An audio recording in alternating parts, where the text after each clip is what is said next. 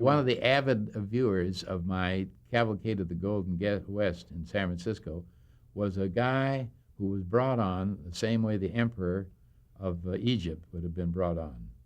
His name was Mervyn LeRoy, and he was the big shot at MGM. And when he saw me backstage, he said, "Young man," he said, "you wrote this." I said, "Yes, sir."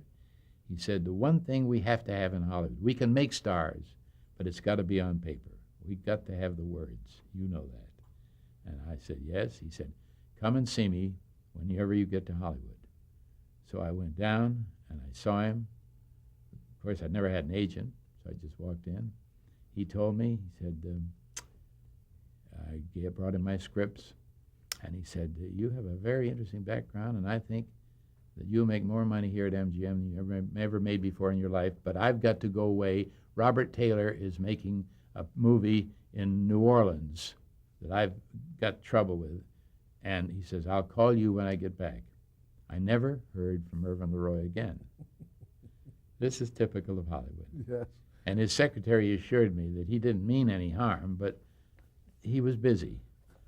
And I never met him until years later when I was doing 6 coast-to-coast shows, and I was at a big dinner, and we were introduced, and I said, "Mr. LeRoy, I don't need the job." He said, "What?" I said, "I just want you to know I don't need a job with you."